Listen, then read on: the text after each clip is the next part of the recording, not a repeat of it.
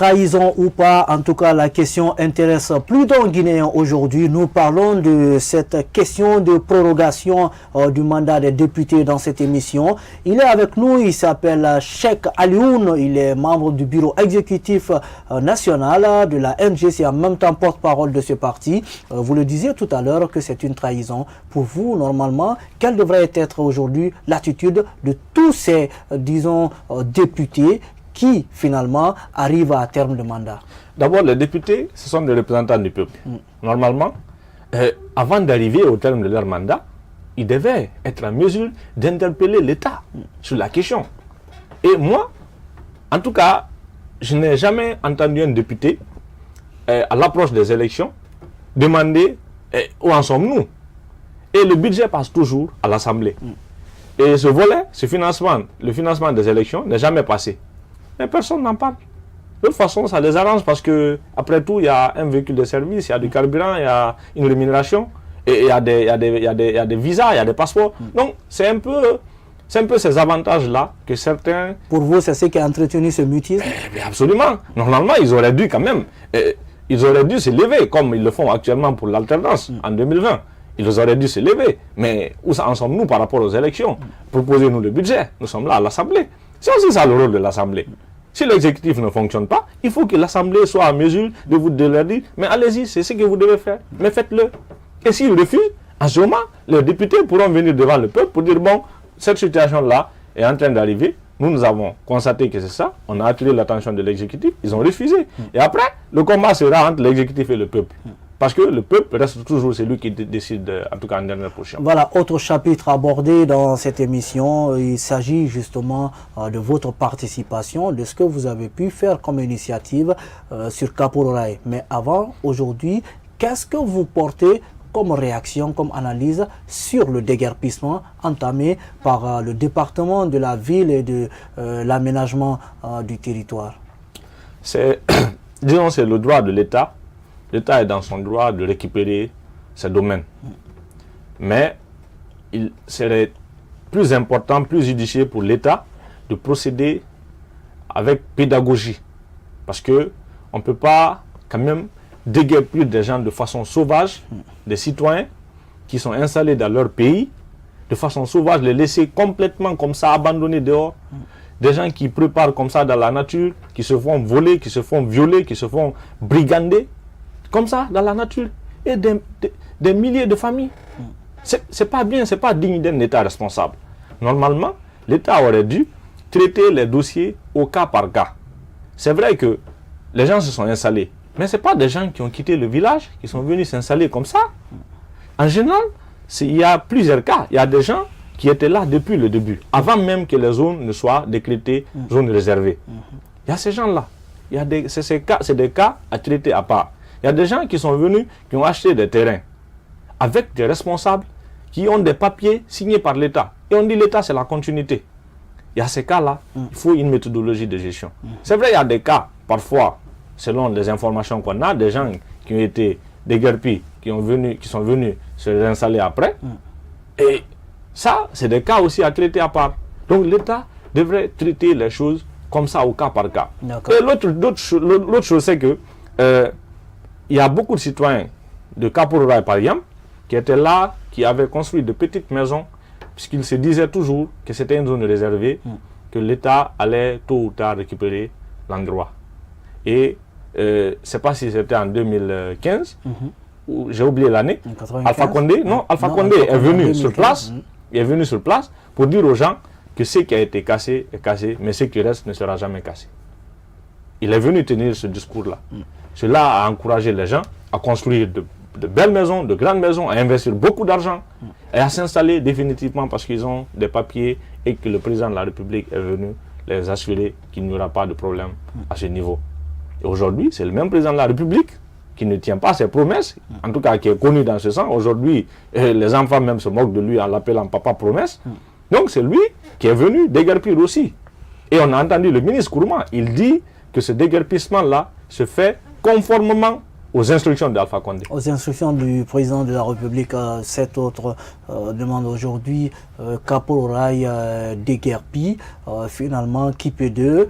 Pour vous, est-ce que au-delà, disons, de ce déguerpissement, en tout cas, quel commentaire vous avez par rapport aux propos tenus, par exemple, comme le propos tenu par le chef de file de l'opposition, qui pense que c'est dirigé contre ses militants à lui? Non, moi je ne vais pas partir dans ce raisonnement. Non, il faut qu'on sorte des clivages, il faut qu'on traite les problèmes pratiques, puisque plus on reste dans ce débat de communauté, de partis politiques, on s'enfonce davantage. Et aujourd'hui, ce n'est pas de ça la Guinée a besoin. La Guinée a besoin de sortir de ce débat, d'aller un peu plus haut, discuter des questions sérieuses et de proposer de vraies solutions.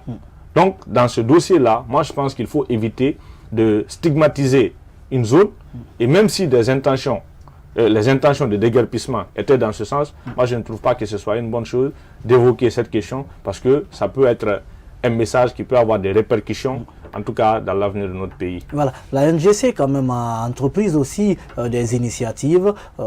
Dès l'entame, disons, de ce déguerpissement, vous avez entrepris, disons, une initiative de relogement, de relocalisation des personnes déguerpies. Est-ce que vous pouvez revenir un peu succinctement sur cette initiative? Oui, c'est vrai, la NGC est aussitôt informée sur la situation à Kapoor-Rai dès le deuxième jour de déguerpissement. Voilà, on a vu que les concitoyens n'avaient pas où dormir. Le président du parti, Ella Cherno-Madouba, a convoqué une réunion d'urgence du bureau exécutif national. On s'est retrouvés et on a mis en place une cellule de crise pour assister les concitoyens. On est venu sur le terrain, on a compris que l'urgence chez ces gens-là, ce n'est pas des discours, ce n'est pas de condamner, ce n'est pas de reprocher l'État. L'urgence chez eux, c'était de trouver où dormir, parce qu'ils dormaient dehors. Aussitôt, on a diffusé des communiqués, on a trouvé des numéros de téléphone qu'on a mis à la disposition des concitoyens pour leur dire, ceux qui ont des maisons, puisque la Guinée, notre devise, c'est travail, justice, solidarité.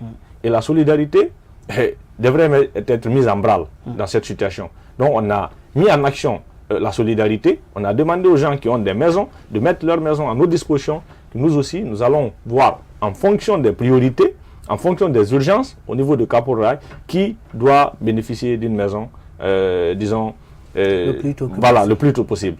Donc c'est ce que nous avons fait. Heureusement, beaucoup de concitoyens se sont démarqués et nous ont prêté des maisons.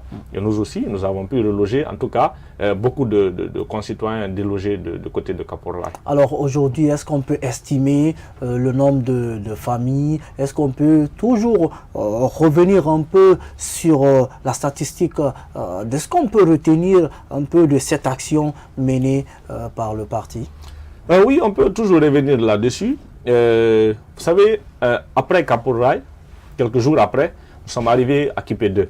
Donc la demande a augmenté. Et à l'NGC, nous avons pu recenser beaucoup de maisons. Mais on s'est retrouvés confrontés à certaines difficultés, notamment du fait que certaines maisons qu'on nous prêtait étaient éloignées. Il y a des maisons, par exemple, à Koya, il y en a d'autres à Kouria, il y en a d'autres à Kindia, il y en a d'autres à Dubreka, ainsi de suite. Et dans ce cadre-là, c'était difficile pour nous de trouver des gens qui pouvaient accepter d'aller de ce côté parce que c'est trop distant. En général, c'est des gens qui travaillent en ville ici. Quand tu évalues tout simplement le transport, quitter Dubreka, venir à Kalou pour travailler par exemple, ça te coûte excessivement cher. Donc, on a eu des difficultés à ce niveau. Il y avait des maisons qui ne pouvaient pas, disons, qui ne pouvaient pas accueillir des gens parce que les gens ne pouvaient pas y aller. Il y a aussi il y a beaucoup de situations, beaucoup de difficultés de ce genre. Il y a aussi des maisons parfois inachevées. Oui. Mais les maisons achevées complètement, qui ont pu reloger des citoyens, les dernières informations, puisque la cellule de crise continue de travailler, la cellule n'est pas encore dissoute, elle continue de travailler, on était aux alentours de 120 personnes logées. Pas de familles, puisqu'il y a des familles, par exemple, il y a une famille, comme je l'ai évoqué tout de suite, de 27 personnes. 27 personnes. Ouais, il y a des familles de 3 personnes, il y a des familles de 4 personnes. On a relogé ces gens. Cette famille de 23 personnes, c'était le deuxième imam de la grande mosquée de Kapoor-Rai. Alors aujourd'hui, est-ce qu'il y a une synergie d'action entre la NGC? Parce que aujourd'hui même, disons dans l'après-midi, il y a l'UFDG qui offrait un chèque de 400 millions de francs guinéens pour les déguerpis de Kapoor-Rai et d'équipe 2. Pour vous, est-ce qu'il y a une synergie d'action entre les différents partis où chacun va de son chemin? Donc vous savez, dans cette situation, la NGC, nous nous sommes investis dans le pragmatisme. Parce que c'était l'urgence qu'il fallait gérer. Avant de mobiliser de l'argent, c'est une bonne chose. Quand les gens sont dans le besoin, disons, l'aide n'est jamais tard. Quand ça vient, c'est bon. Mais dans l'urgence, les citoyens avaient besoin de tout dormir. C'est ce qui était urgent. Mais est-ce que vous ne pensez pas que vous auriez pu vous donner la main pour gérer la crise? Ce n'était pas le moment pour nous de tenir des réunions, d'appeler des gens, on va se rencontrer là-bas, à telle heure, tel est venu en retard. Tout ça, c'est des discours.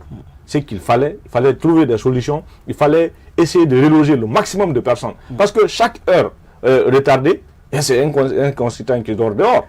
C'est un concitoyen qui est exposé à la nature, qui peut se faire violer, qui peut se faire voler. Vous voyez? Donc, il ne fallait pas attendre.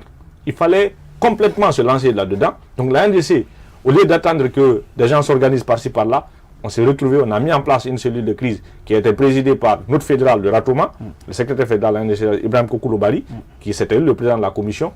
Automatiquement, on est allé sur le terrain. On a passé presque 2 semaines sur le terrain. Tous les matins, on est là. Et jusqu'aujourd'hui, on continue de recevoir des appels des gens qui demandent à être aidés. Et nous avons même diffusé la dernière fois un communiqué invitant les compatriotes qui sont déguerpis du côté de Tombo aussi. Voilà, s'ils sont dans le besoin, de rentrer en contact avec la cellule de crise. On va les proposer les maisons qu'on a et essayer de voir si ça peut les arranger. Voilà. En tout cas, Cheikh Alioune, membre du bureau exécutif national et porte-parole de la NGC. Merci d'être passé dans cette émission. C'est à moi de vous remercier. Et vraiment, vous remercier, vous féliciter pour tout le boulot que vous faites ici. Et voilà, ça avance. La presse, vous avez un rôle très important dans la démocratisation de notre pays. Et nous vous félicitons pour le boulot que vous faites. Voilà, mesdames et messieurs, histoire de se retrouver demain pour un autre numéro. Pour le moment, continuez à nous regarder sur la télé du 21e siècle. Nous, on vous dit au revoir.